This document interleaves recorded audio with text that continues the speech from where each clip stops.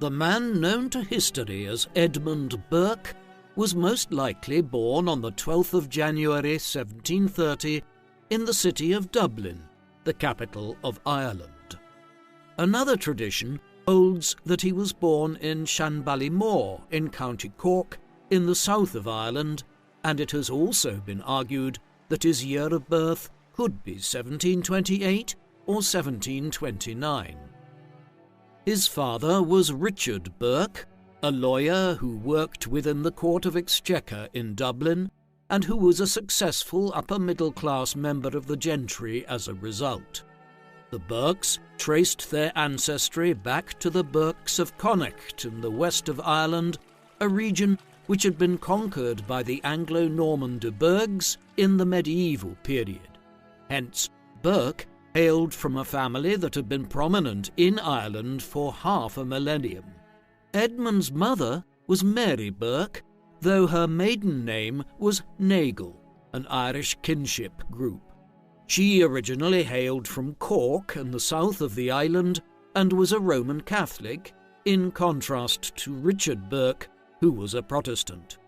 The couple had a tortuous family history, with at least 5 and perhaps as many as 9 children dying during pregnancy or infancy.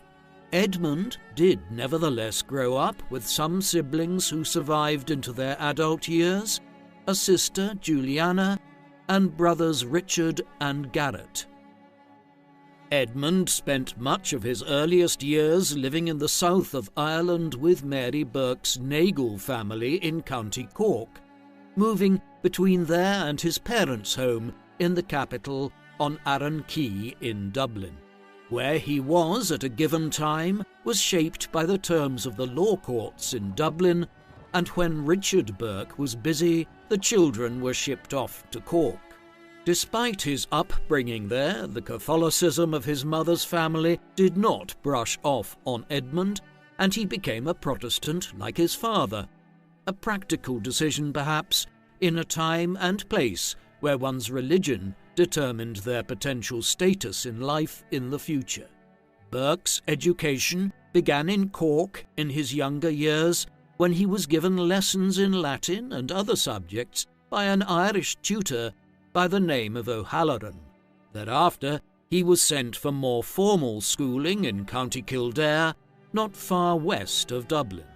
Here, he attended a school run by the esteemed educator Abraham Shackleton in the town of Ballitore, beginning there in 1741 when he was just 11, and leaving 3 years later to begin attending Trinity College, Dublin, Ireland's only university at the time, at the precociously young age of 14. Burke grew up in a country of contrasts.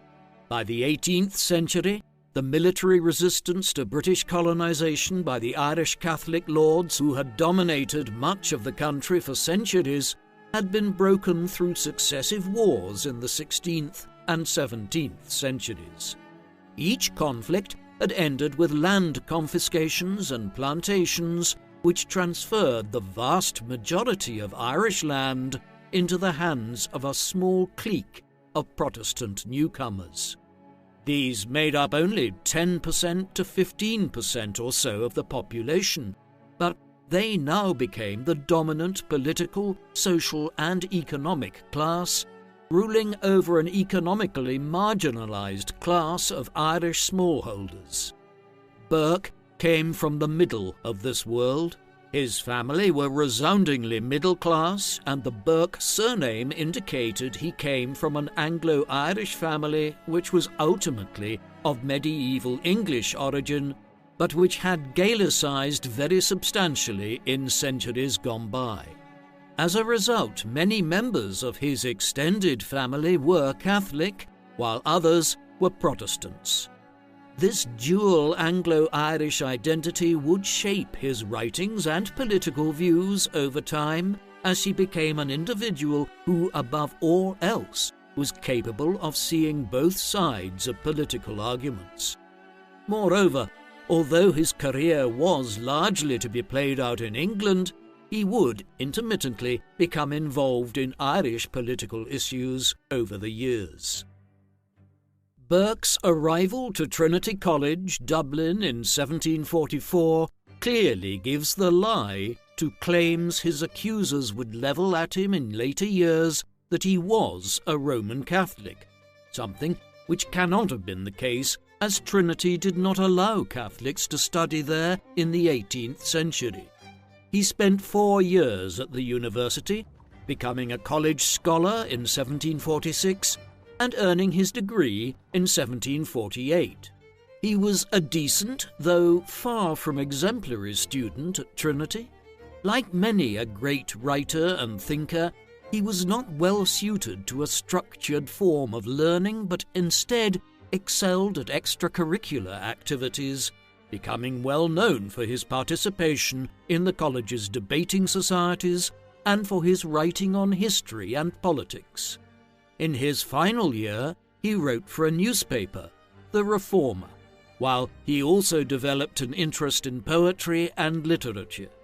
In short, one gets the sense of a figure who had a wide range of interests and whose mind was searching for which of these he might best excel at: philosophy, history, politics, and literature, all being possible avenues of exploration.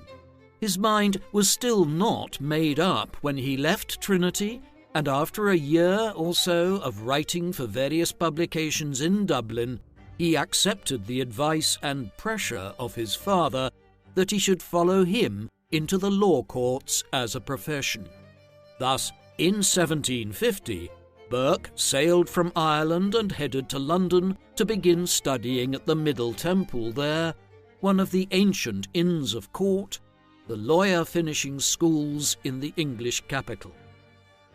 In England, Burke's ill-suited disposition for a legal career soon became apparent. His father supported him financially while he attended the Middle Temple, but unfortunately Edmund did little attending. Much of his time was spent away from London, though he was not a layabout. While he might not have been inclined towards finishing his legal training, he was working on various projects through the early and mid-1750s. One of these was a work of history entitled An Account of the European Settlements in America, a text which explored the history of settlement in the New World by the Spanish, English, French, and others. The context in which it was written was the outbreak of war between the French and English in North America from 1754 onwards, a clash which would end nearly a decade later with the ceding of what is now Eastern Canada to the British. Burke co-authored this work with his London-based cousin, William, or Will, Burke, a figure with whom he developed a lifelong friendship at this time.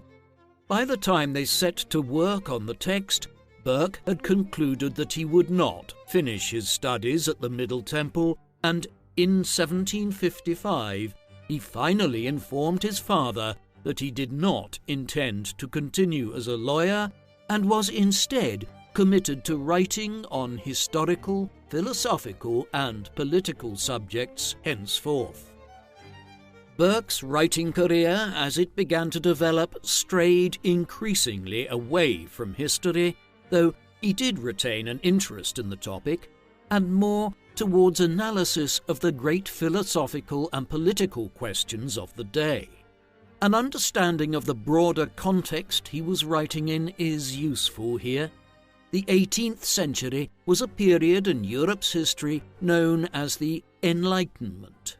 This was an intellectual and social movement which built on previous movements in Europe, such as the humanist Renaissance of the 15th and 16th centuries and the scientific revolution of the 17th century, while also emerging as a reaction to the religious reformations of the 16th century and the appalling bloodshed they had resulted in across the continent in a century and a half of religious wars. Enlightenment thinkers aimed to move away from understanding society through the prism of religion and towards a more scientific way of assessing how society should be run and morality introduced into the management of individual states.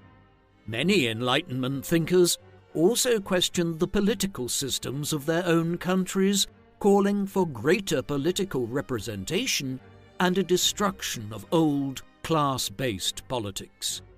On the continent, the Enlightenment's greatest figures included contemporaries of Burke's like Voltaire, Jean-Jacques Rousseau, and Denis Diderot. Britain would have individuals like John Locke, David Hume, and Adam Smith, while Thomas Paine and Benjamin Franklin emerged as major Enlightenment figures across the Atlantic. Ireland also produced its own Enlightenment scholars, notably two near contemporaries of Burke's, Jonathan Swift and George Berkeley, while Oliver Goldsmith, a major Anglo-Irish poet of the time, was a friend of Burke. Burke's literary career could be said to have peaked early. Two of his most acclaimed texts were written in the mid-1750s during this formative period of his life. The first of these was A Vindication of Natural Society, or A View of the Miseries and Evils Arising to Mankind from Every Species of Artificial Society. Published in 1756, The Vindication was effectively a satirical work, though of such a subtle kind that Burke had to include a preface to the second edition, published in 1757, explaining that he did not mean everything he had said literally. In it, Burke contrasted what was termed natural society with political society, one being life in the state of nature without state intervention, the other being society governed by politics and all the burdens of modernity. This mode of inquiry has a lengthy history, having been central to Thomas Hobbes' Leviathan a century earlier, yet it also ranged over other topics, notably on religion and the concept of deism, a sphere of Christian thought which rejects revelation as a way of knowing God and instead tries to reconcile scientific empiricism with religious belief. The Vindication is a complicated text, one which points to both Burke's learning even as a still relatively young man and also the sophistication of the Enlightenment arguments he was feeding into. Some scholars have argued that it evinces the first traces of what we would now call political anarchism. The second text which Burke wrote during this period is, arguably, his most important work. A philosophical inquiry into the origin of our ideas of the sublime and beautiful was published in 1757, just a year after the Vindication. It is a philosophical treatise, one which was concerned with the subject of aesthetics, but also epistemology, a branch of philosophy concerned with how it is that we gain knowledge. In it, Burke is concerned, as the title suggests, with what might be termed sublime and what might be termed beautiful. Burke argued that things are beautiful which are aesthetically pleasing, such as a painting or a flower, whereas things that are sublime are those that are elevated to a greater height of aesthetic impact, but in being so also have the ability to cause emotional damage or disorder. The text is viewed today as being a seminal work in the transition towards a more emotive form of cultural inquiry and the development of the concept of Romanticism, something which would have fallen into the sphere of the sublime according to Burke's categorizations. A Philosophical Inquiry was an important text for decades to come. It especially influenced the German philosopher Immanuel Kant, the foremost figure of the German Enlightenment, while elements of Burke's thought can be traced through the work of Friedrich Nietzsche, a century later. The publication of The Vindication and A Philosophical Inquiry in quick succession put Burke in a position to make a living from his writing. In the spring of 1757, he was issued with a contract by the publisher Robert Dodsley to begin researching and writing a lengthy history of England, with the project aimed at providing a wide survey of the country from the first arrival of the Romans under Julius Caesar and Claudius down to the end of the House of Stuart with the death of Queen Anne in 1714. Burke began work on the text, and by 1760 he had produced an account down as far as the issuing of the Magna Carta in the early 13th century, but thereafter he abandoned the project, although the unfinished text was published in 1812 after he died. A year after he began the history project, the same publishing house hired him to edit a periodical entitled the Annual Register. All in all, he had firmly established himself as a writer of repute within a short period of ending his studies at the Middle Temple. Burke also married at this time to Jane Nugent in March 1757. She came from a noted Roman Catholic political dynasty from the Dublin region in Ireland. Their two sons, Richard and Christopher, were born either side of 1758, with just 10 months between them. Burke's reputation as a man of letters and intellect had been burnished enough by his published work in the second half of the 1750s that in 1759 he acquired a post as the secretarial assistant to William Gerard Hamilton, a member of the English Parliament who had made an early reputation for himself with his maiden speech at just 26 years of age, one which led to his being widely praised for his oratorical abilities. Burke would spend several years in the employ of Hamilton, who somewhat fortuitously was appointed as Chief Secretary of Ireland in 1761, and so Edmund returned to his homeland for a time. There he was able to influence Hamilton in some of his policies, the Chief Secretary being anxious to have his assistant's insights into the country he had grown up in and knew so well. Though he was intermittently back in England during the years that followed, when in Dublin he lobbied for an easing of the penal laws against Catholics, which he viewed as being abhorrent to his liberal politics, even as a Protestant, though one with a Catholic mother and wife. He met with no success in this, though, as Ireland, particularly the south of the country and the province of Munster, was undergoing a period of intense agrarian violence as a Catholic organisation known as the White Boys attacked the farms and estates of wealthy Protestant landholders, leading to a renewed surge in anti-Catholic sentiment amongst the Protestant elite. When Hamilton was dismissed from his position as Chief Secretary in 1764, Burke left Ireland and returned to England. A split between the two men followed in 1765 after a heated argument, and Burke once again found himself at a loose end. Burke's time as assistant to Hamilton was, in some senses, an apprenticeship for a more senior political career. Having left his service, he was quickly hired by a more senior political figure. This was Charles Watson Wentworth, 2nd Marquess of Rockingham. Rockingham was the same age as Burke, but he was already a senior political figure amongst the Whigs, the more liberal-leaning political party in England, and the opponents of the Tories or Conservatives. In the summer of 1765, he became Prime Minister of Britain and employed Burke as one of his private secretaries. Through Rockingham's patronage, Burke was soon seconded into Parliament when a seat was found for him representing the constituency of Wendover. Thus did his political career begin.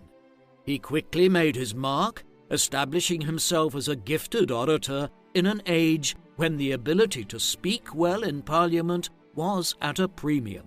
In time, he would emerge as arguably the most accomplished speaker in the British Parliament of the second half of the 18th century. Over the next 17 years, he would also become part of a tight-knit group of Whig MPs who were closely allied with Rockingham and his policy platform, such that they became known as the Rockingham Whigs. One of Burke's principal concerns in his first years in Parliament was with Irish policy. The country there continued to experience heightening levels of agrarian violence, with new pockets of turmoil arising in the southern parts of the province of Ulster in the north of Ireland, particularly around County Armagh. There were also issues concerning trade duties and customs on the wool and soap trades, as well as the size of the army establishment. Burke established himself as a firm opponent of the policies of Viscount Townshend, Viceroy of Ireland between 1767 and 1772. His ties to his homeland were also maintained through inheritance. In 1766, following the death of his brother Garret, Edmund inherited a large estate in County Cork and headed there to sort out his personal and financial affairs. The trip was also the occasion of the city of Galway granting him the freedom of the city, an honour which pointed towards his growing status as an Anglo-Irishman. Burke retained his seat representing Wendover in the 1768 elections and continued to spend the next few years working on a wide variety of issues as a Rockingham Whig. He brought his pen to bear on these, composing 2 treatises in 1769 and 1770 entitled Observations on a Late State of the Nation and Thoughts on the Cause of the Present Discontents. These concerned numerous policy issues of the day, but one of the foremost was the matter of royal interference in the workings of Parliament. Britain had developed in the course of the 17th century from a country where the Crown ruled with periodic consultation of Parliament to become a constitutional monarchy in which Parliament governed the state and the Crown was the more junior partner. Over time, the king or queen of the day was playing an even smaller role in the 18th century. However, George III, who had become the monarch in 1760, seemed committed to playing a role in affairs which some believed was overly intrusive in Parliament's independence. In the Thoughts, Burke presented the Whig or Liberal case that the Crown needed to stop its excessive role in government. He met with no such result, though. From 1770 onwards, Lord North was the Prime Minister of Britain, and he was closely connected with George III and the Crown. The early 1770s were significant years in Burke's career as an opponent of government. Throughout this period, he was fulsome in his criticism of the Tories, or Conservatives, under North in their overly close management of state affairs with the king and his advisers, calling for a more liberal approach to affairs where Parliament would debate the making of policy openly. He also took principled stands on international affairs, notably the first partition of Poland, whereby Prussia, Russia and Austria began dismantling the Polish-Lithuanian Commonwealth and dividing it up between them, claiming that it not only impacted on the balance of power in Europe, but also robbed the Polish people of their liberties. He was, in this respect, ever the Anglo-Irishman, conscious of his country's own dual position as both a constituent part of the British state and as a colony. When elections came in 1774, there was an opportunity for Burke to switch to represent the more significant constituency of Bristol, which at that time was still one of the largest cities in Britain, though soon to be eclipsed with the emergence of the industrial centres of the north around Manchester and Newcastle. Having successfully won the election, he delivered a famous speech to the electors of the city in which he declared, "Parliament is not a congress of ambassadors from different and hostile interests, which interests each must maintain as an agent and advocate against other agents and advocates, but Parliament is a deliberative assembly of one nation with one interest, that of the whole, where not local purposes, not local prejudices ought to guide, but the general good, resulting from the general reason of the whole. You choose a member indeed, but when you have chosen him, he is not a member of Bristol, but he is a member of Parliament." It was a significant statement of his intention to act in the national rather than the local interest, and he held to his word, most notably clashing with his own constituents when he promoted the principle of free trade between Britain and Ireland, a concept which the merchants of Bristol believed would hurt their commercial interests. Nevertheless, Burke would continue to represent Bristol throughout the 1770s. While Burke was already a well-established politician in England by the dawn of the 1770s, his role in British political life would really come to the fore in the nation's parliamentary politics during this decade as a result of events across the Atlantic. Britain had begun colonizing the eastern seaboard of North America at the beginning of the 17th century. 100 years later, it had a contiguous set of 13 colonies running from New Hampshire in the north, south to Georgia. These colonies provided an increasingly rich vein of revenue for the British government, as cash crops in the shape of cotton, tobacco, and other items flowed in from the southern colonies, and trade flourished out of ports like Boston, New York, and Philadelphia. To capture this growing wealth, the Crown government in England began imposing new taxes. These, in turn, provoked opposition in the colonies, as they did not have political representation at Westminster. Eventually, the tensions would boil over in the mid-1770s into outright rebellion, and as the American Revolutionary War proceeded, the colonists formed their own Continental Congress in Philadelphia and declared the creation of a new United States of America.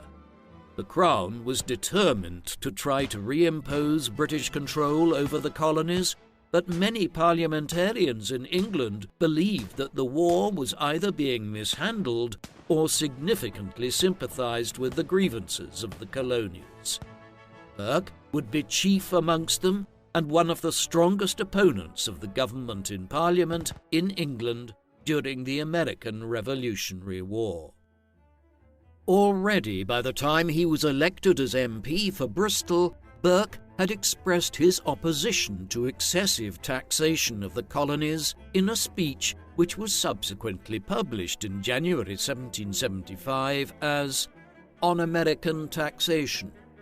In this, he had argued against North's government's excessive taxes and predicted the outbreak of war if the government persisted in its approach. In March 1775, when a negotiated peace in which the colonies would remain under British rule was still a possibility, he gave a speech before the House of Commons in which he urged reconciliation, laying out 6 distinct measures which needed to be undertaken to bring both sides back from the precipice. Firstly, the colonial community needed to be given political representation. Otherwise, their claim that taxation without representation was unjust could never be assuaged. The Crown and North's government needed to acknowledge their wrongdoing, An efficient means of nominating delegates from the colonies had to be put in place, and aid needed to be given to the colonies in certain circumstances.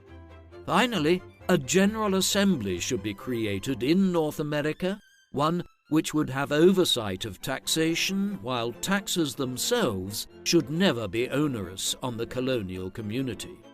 It was, in brief, a call to treat the colonials as subjects of the Crown with the same rights as Englishmen, rather than as a community that could be viewed solely as a source of revenue.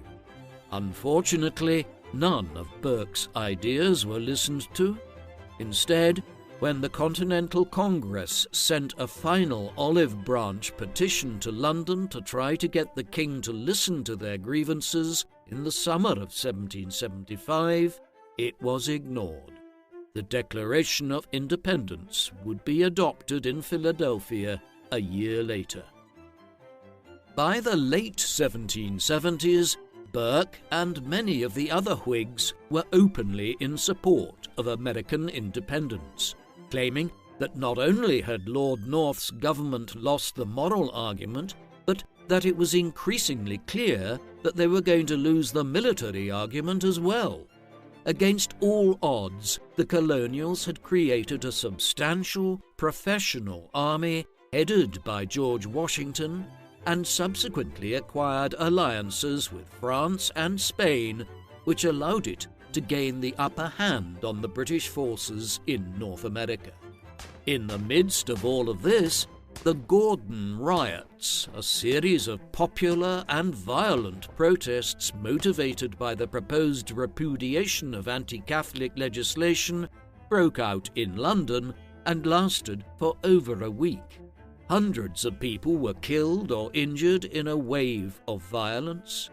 The entire incident confirmed Burke in his belief in what we would now call liberal conservatism, the idea that one should strive towards the liberal and progressive ideas of the Enlightenment, but do so by appealing to conservative and traditional values, not attempting to quickly bring about change through violent means, but instead to seek incremental, measured reform. Whatever political approach he might take, though, would henceforth be from the constituency of Malton. In 1780, he lost his seat as a Bristol MP after his dedication to representing the interests of the nation above his constituency flew too many times in the face of the electors of the port city. He would serve as an MP for Malton for the rest of his time in Parliament.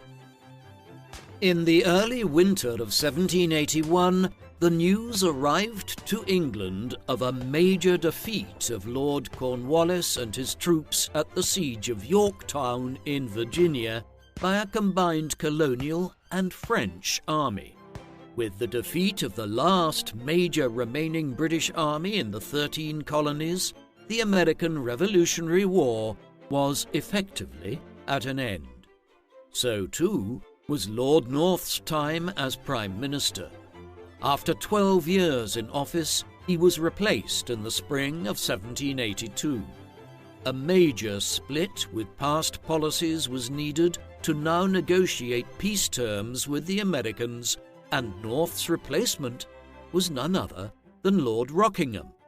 As one of his closest political allies, Burke was brought into government, being appointed as Paymaster of the Armed Forces and also being given a seat as a Privy Councillor, though he was not made a member of Rockingham's cabinet.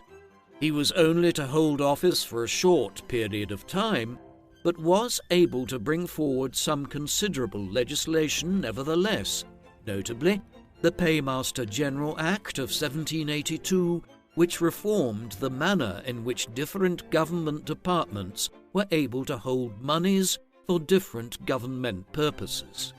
More broadly, he managed in the space of just a few months to abolish over 130 different offices in the civil administration and the royal establishment, ones which were deemed to be legacy perquisites that served no real function in a modern government.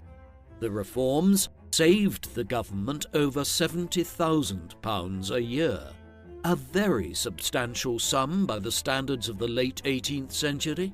Thereafter, though, his efforts were quickly stymied as Rockingham died unexpectedly at just 52 years of age in July 1782, and after just over 3 months back in office as Prime Minister.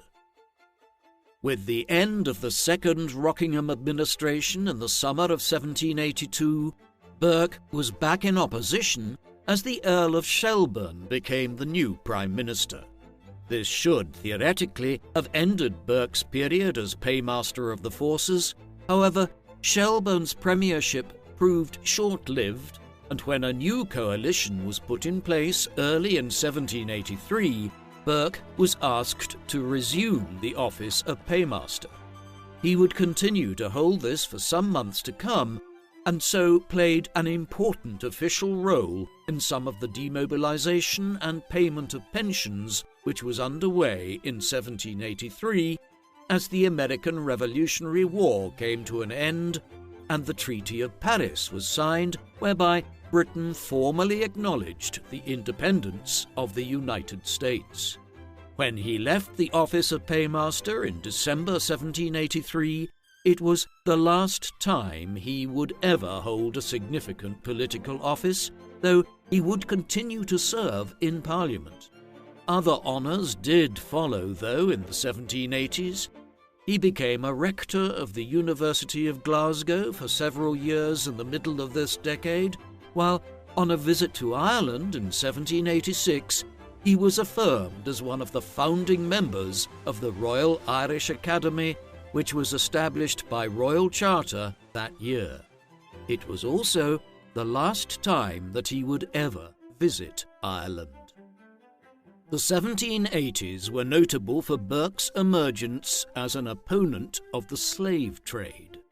The slave trade had become enormously profitable in the 18th century for Britain, but vocal opposition movements to it had existed at all stages throughout its existence. In particular, the Quakers had maintained a position of strong opposition to the trade in enslaved humans. The abolition movement expanded in the 1770s, and by the 1780s there was a growing bloc of MPs in Parliament who were willing to express their view that the practice was unconscionable and contrary to the spirit of the Age of Enlightenment. Despite being an MP for Bristol, a port city which had profited enormously from the slave trade, Burke spoke fiercely in opposition to the practice when a motion for the abolition of it was brought before the Parliament in 1788.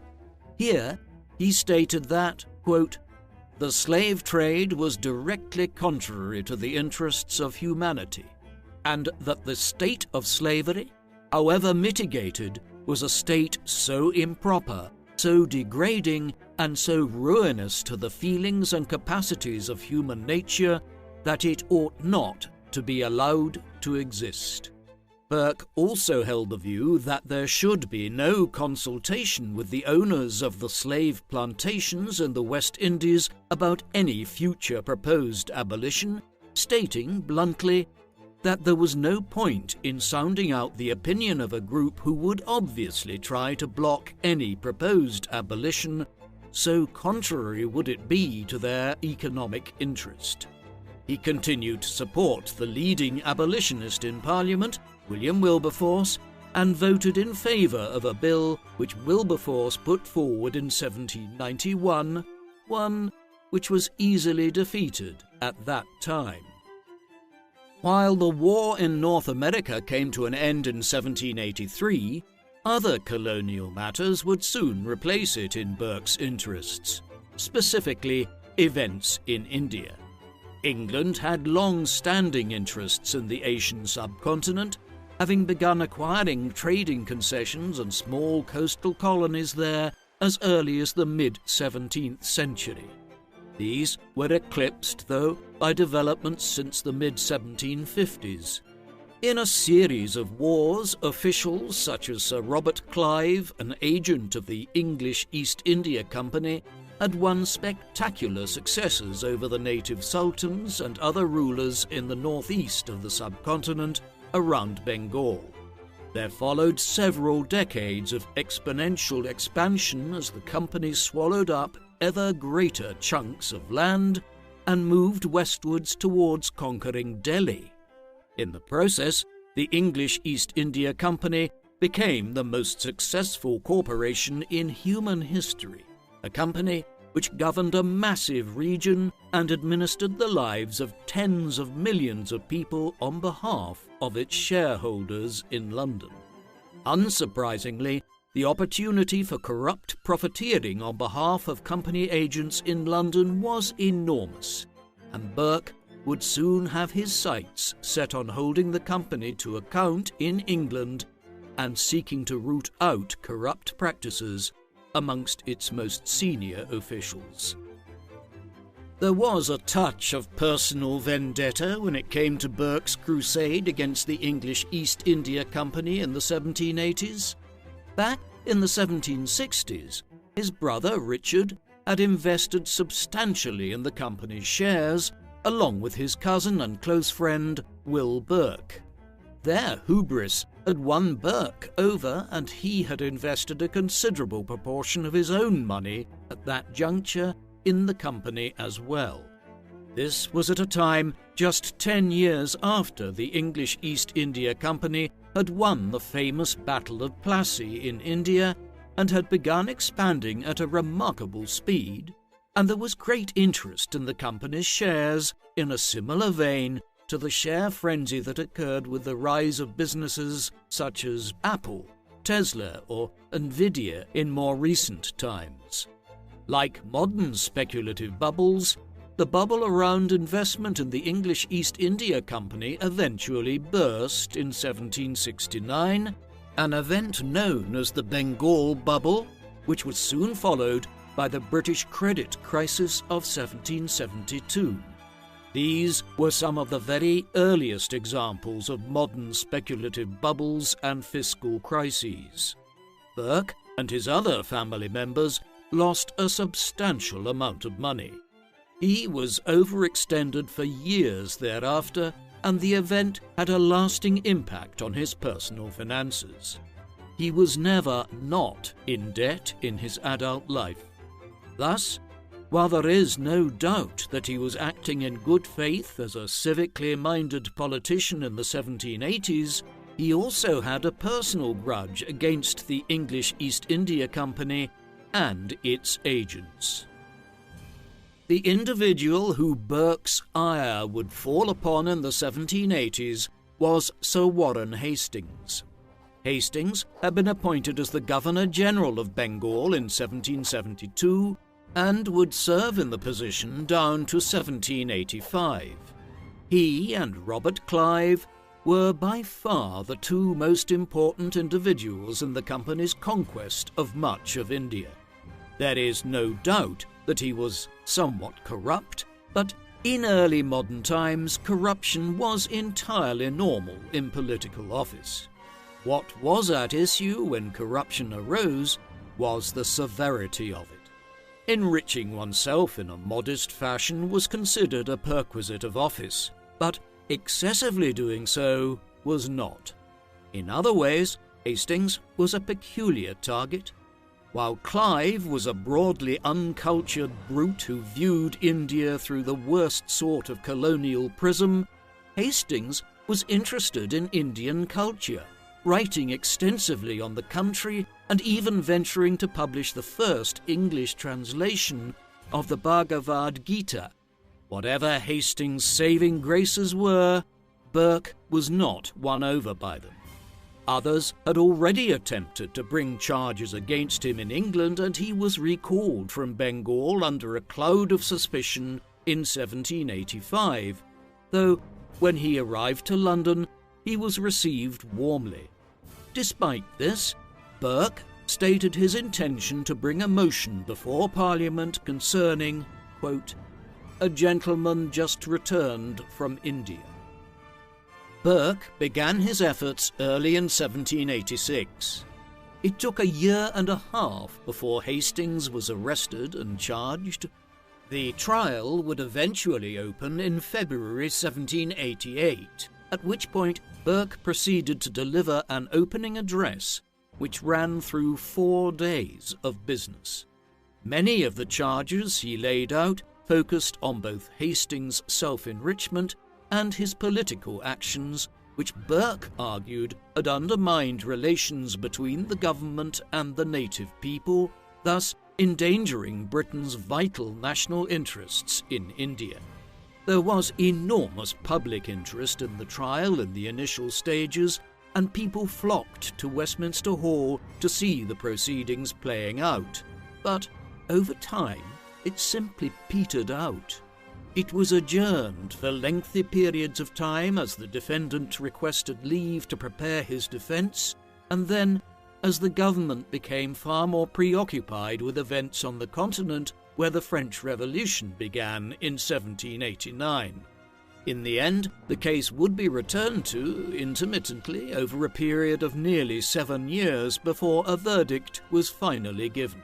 In it, Hastings was acquitted of all wrongdoing, although his career and life had been completely undermined in any event, having spent huge sums of money on his legal defence.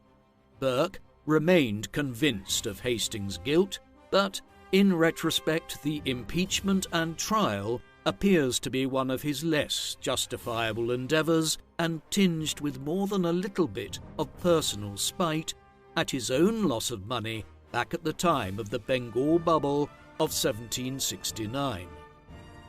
Even as the Hastings case was underway, Burke's career was being oriented in a new direction by events in France. In the early summer of 1789, the government of King Louis XVI had convened the French Estates General, a species of early modern parliament, at his Grand Palace of Versailles outside Paris. It was the first time a French parliament had been called in 175 years and is an indication of the dire financial situation the French state found itself in, that it was willing to have recourse to the estates to try to obtain a financial subsidy. However, matters quickly overtook the king and his ministers as the delegates began taking control of the government. By the midsummer, a full-blown revolution was underway. The French Revolution would intensify in the early 1790s, eventually leading to the trial and execution of King Louis XVI and the creation of a republic. As this occurred, a coalition of European powers who were opposed to the innovations being made in Versailles and Paris came into being. War broke out in 1792 as Britain, Austria and Prussia sought to overthrow the French Revolution. Britain would remain a stalwart opponent of the French for nearly a quarter of a century of war which followed. The outbreak of the French Revolution and its unfolding into 1790 inspired Burke to compose one of his most well-known works of all. Reflections on the Revolution in France was a pamphlet in which Burke sought to contrast the political revolution underway across the English Channel and the stated ideology of the French revolutionaries with the liberal conservatism of the unwritten British Constitution. In it, Burke made the case that the British system, with its blend of liberal and conservative values, the balancing of power between Parliament, the Crown, the Lords and the courts, much of it based on traditions which had developed over hundreds of years, was far preferable to the ideological extremism of the French Revolution. One of his central contentions was that the revolution in Paris was being driven by individuals putting forward arguments about abstract and universal rights. As he quipped in one passage, what was the point of making declarations about the universal rights to food, medicine, or anything of that sort, if the state did not have the practical systems and measures in place with which to deliver them. Instead, he affirmed his belief that chaos and extremism would soon ensue in France, and predicted that in the end a strong man or general would emerge who would seize power or would be given it by the French people in an effort to re-establish some stability. Though he lost support in some of the Whig factions for his arguments in the Reflections, on almost every single point he was to be proved correct. The revolution descended into violent bloodshed and disorder in 1793, and eventually, in 1799, Napoleon Bonaparte would emerge as a military dictator of the French Republic. The Reflections is viewed as a classic statement of political science today. The Reflections point towards one of the most significant aspects of Burke as a thinker, politician, and historical figure, his role in the development of liberal conservatism. Liberal conservatism is a political outlook or ideology which broadly argues for a conservative approach to politics, but often with the goal of achieving liberal policies. For instance, a liberal conservative might believe that equality of freedoms and opportunity in social and economic spheres are desirable, but they may also stress that this should only be achieved with due respect to the rule of law and the maintenance of the cohesion of society. This was effectively what Burke was arguing for in the Reflections. Liberal conservatism also often focuses on economic issues, with people who are generally conservative on a wide range of social and political matters arguing in favour of inherently liberal economic policies. Burke epitomised this in the 18th century, being a keen advocate of free trade at a time when protectionism was still mainstream throughout Europe. Burke was one of the foundational figures in the emergence of liberal conservatism in the age of the Enlightenment, others being Benjamin Franklin, Thomas Jefferson, the British Enlightenment historian Edward Gibbon, and slightly later utilitarian writers such as Jeremy Bentham and John Stuart Mill.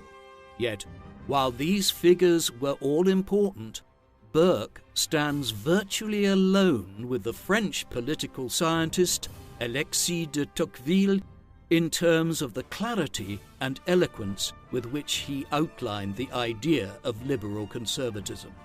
As a political ideology, its influence has been immense, and it is central to the ideological outlook of centre-right political parties all over the world today. This is where much of Burke's significance as a historical figure lies. In the immediate aftermath of the publication of the Reflections, Burke's position as a prominent member of the Whig Party came under scrutiny. What he had written conflicted sharply with the views of the majority of the Whigs, many of whom had come to view the American Revolution as entirely justified, as indeed Burke had, and who now perceived the events in France in the same vein, which Burke decidedly did not. The divisions peaked in parliamentary debates in early May 1791, when Burke ended up in a prolonged argument with his close friend Charles James Fox, a prominent member of the party and formerly the Foreign Secretary under Rockingham. During the course of this encounter, Fox accused Burke of betraying the ideological stance that he had proclaimed at the height of the American Revolution, to which Burke retorted that the ideology of the revolutionaries in Paris was the complete antithesis of both the British and American constitutions. When Fox stated his desire that there should be no loss of friendship, Burke replied, "I regret that there is." He split from the mainstream of the Whigs thereafter, and later that summer composed and published a new text entitled An Appeal from the New to the Old Whigs. In it, he laid out his arguments against the French Revolution yet again, and in such a way that he hoped it would provoke a reaction amongst the more conservative elements of the Whigs, whom he believed were actually a silent majority. He was mistaken in this, and while some confided their agreement with much of what he had said in private, in public, Burke became an increasingly marginalised figure in Parliament. Though increasingly out of joint with the mainstream position of the Whigs as epitomised by Fox, a figure who had compared the storming of the Bastille prison in Paris in the summer of 1789 to the glorious revolution in Britain in 1688, Burke did have a part to play in the years that followed in the politics of responding to the revolution. As war finally erupted between France and numerous states, Britain included, the government needed as much support at home for a policy of war as it could muster, with all the financial and social sacrifices which that would imply. Burke urged as many moderates as he could to offer their support to the Prime Minister of the day, the Tory leader William Pitt the Younger. The goal was to present a united front so as to deploy the resources of the nation as effectively as possible and win victory over France. His efforts were opposed by Fox and his pro-revolutionary Whigs, though he found greater support amongst a faction who agreed broadly with Burke and were led by the Duke of Portland. These Portland Whigs would eventually offer their support to Pitt's government. In this respect, Burke was significant in fostering the idea of cross-party cooperation during wartime and also the idea of a multi-party system. Previously, there had simply been a two-party system in the English Parliament, Whigs and Tories or Conservatives. Here, in the 1790s, with the split within the Whigs between those opposed to the revolution in France and those broadly supportive of its goals, there was a move towards a more nuanced political landscape. Burke was prominent in this process.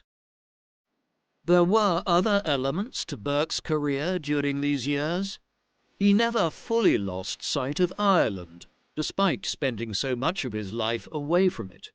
In 1789, a Catholic committee had been established there to petition on behalf of the Catholic majority of the country for them to have a greater share of political power and economic interest on the island. The following year, they approached Burke, who they knew would be sympathetic to their cause, and requested that he favour a proposal for his son, Richard Burke, by then a man in his early 30s, to become their agent. Richard would then lobby the government for repeal of the anti-Catholic penal laws in Ireland and relief of Catholics in general. Burke approved the arrangement and took up the cause himself, publishing a Letter to Sir Hercules Langrish in March 1792. This was ostensibly a letter to a fellow member of Parliament, but due to Burke's desire that it be published for the general public to read, it set out the argument in favour of Catholic emancipation in Ireland in a manner that made it accessible for a wider audience, attacking the Protestant ascendancy in the process. Ultimately, the endeavour would not meet with success, and though Burke himself would not live to see it, a fresh revolt in Ireland in 1798, with the aid of the French revolutionary government, would convince the Crown that it needed to dispense altogether with Ireland's legislative independence. The Dublin Parliament was dissolved through 2 Acts of Union in 1800 that came into effect in 1801. It would take over a century more, as well as war and independence, before the kind of Catholic relief Burke envisaged in Ireland could be realised. While his efforts in Ireland met with perennial failure, in Britain in the mid-1790s, Burke's hope for a coalition between the anti-French Portland Whigs and Pitt's administration finally came to fruition. A coalition agreement was reached in January 1794, yet while Burke had been one of the principal architects of this realignment in British parliamentary politics, he was not included in the negotiations to form the new administration, nor did Pitt and Portland intend for him to play a senior role within it. Much of this was owing to his age. Burke was in his mid-60s by then, an aging figure by the standards of the time, and suffering from an ailment for several years, which was almost certainly advanced stomach cancer.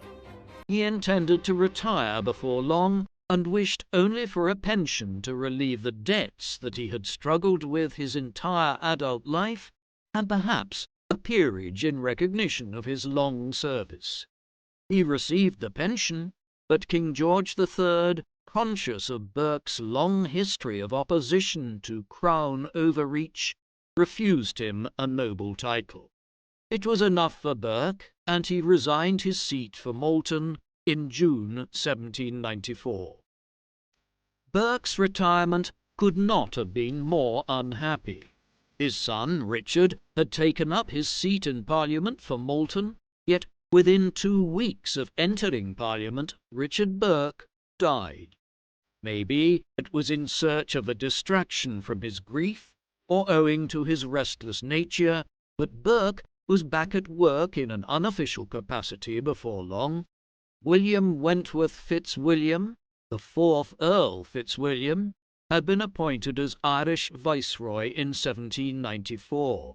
As a nephew of the deceased Rockinghams, he was an individual that Burke had the ear of, and Fitzwilliam was happy to take advice from him on his policy towards Ireland.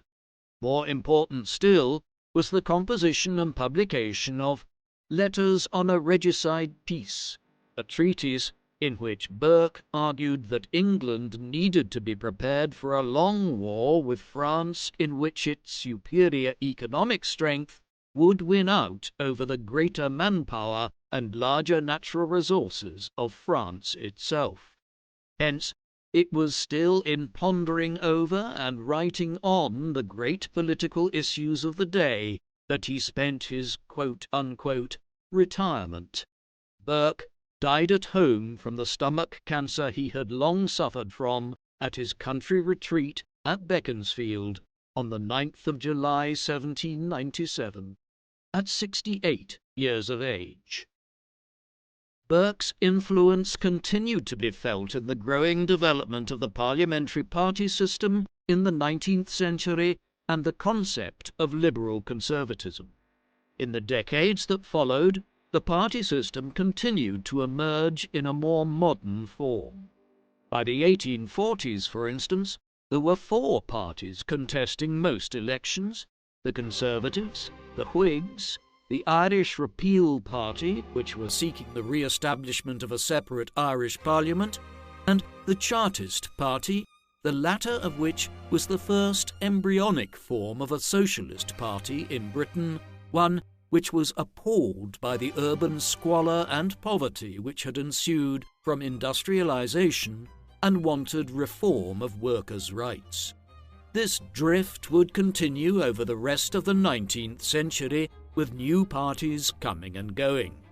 Often, these could switch sides and form new alliances with each other based on differing viewpoints on different topics, while independent groupings within the major parties might emerge to offer support to others where they felt strongly on individual issues.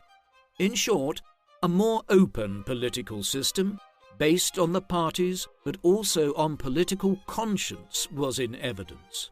Burke had done more than most to ensure the emergence of such a system, with his perennial desire to walk his own line and take strong stances on the most important matters of the day.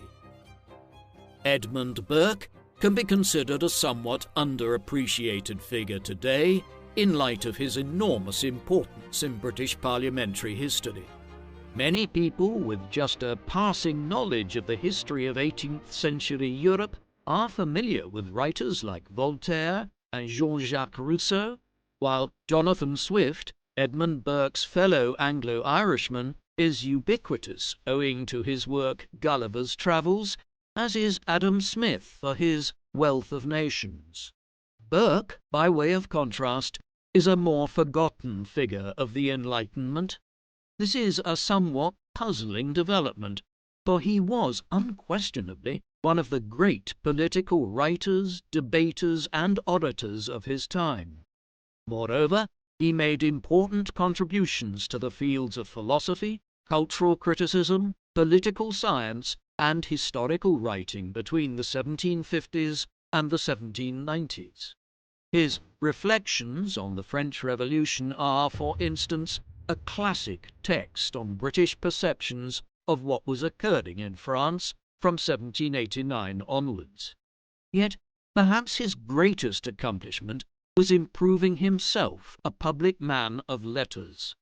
All too often great thinkers remain embedded in universities or their own studies, pumping out books and ideas, but rarely take the risk of entering public life.